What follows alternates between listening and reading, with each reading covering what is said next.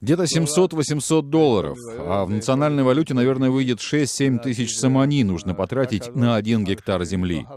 Разок Султонов – фермер и владелец небольшого хозяйства, составляющего 8 гектаров земли. Половина участка в его хозяйстве была засеяна хлопком, и хотя сбор еще не закончился, Разок уже подсчитывает свои будущие доходы. С учетом расходов на оплату воды, земельного налога, пахотных работ, аренды сеялки, подкормки удобрениями, обработки химикатами и оплаты труда наемных рабочих, в общем, должно выйти около 1700 долларов прибыли. Это немного, учитывая, что семья Разока из 6 человек должна прожить на эти средства до следующего сбора хлопка. Выручает то, что многие продукты питания покупать не надо.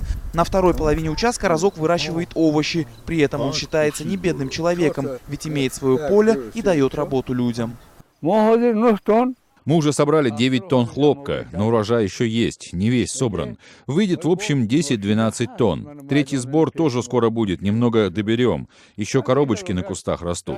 Ради этих денег последние 1,5 месяца в поле с утра до вечера работала вся семья Разока и наемные рабочие. В основном соседки и их дети, так как большинство мужчин находится в трудовой миграции в России. Собирать белое золото приходится только руками, так как высокий товарный вид оно имеет только при таком способе сбора. В этом году в республике под хлопчатник было засеяно 162,5 тысячи гектаров земель, что на 8 тысяч меньше прогнозного плана Минсельхоза. Фермерам хлопок приносит все меньше прибыли, и многие не хотят его сеять. На мировом рынке цены продолжают падать, а стоимость ГСМ и удобрений растет.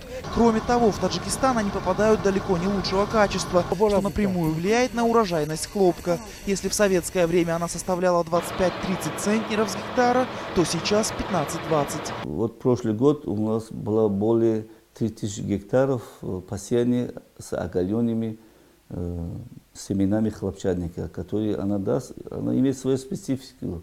Точный вес хлопчатника при использовании оголенными семенами, она действительно, и нам необходимо специальные техники, сеялки для посева от оголенными семенами на точный вес. Это тоже новые технологии, которые используются во всем мире. При посеве хлопка до сих пор используются дедовские методы, хотя весь мир давно перешел на современные технологии. Если в Таджикистане в ближайшее время не введут новые технологии, то хлопковая монокультура, приносившая львиную долю экспортного дохода, будет полностью вытеснена алюминием, кормовыми и зерновыми культурами.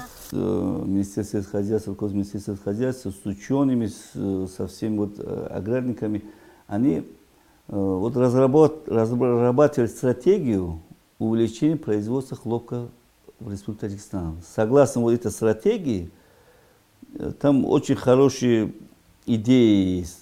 И по дотации есть, и по господдержке есть. Так как у нас все земли частные, несмотря на это, надо господдержка.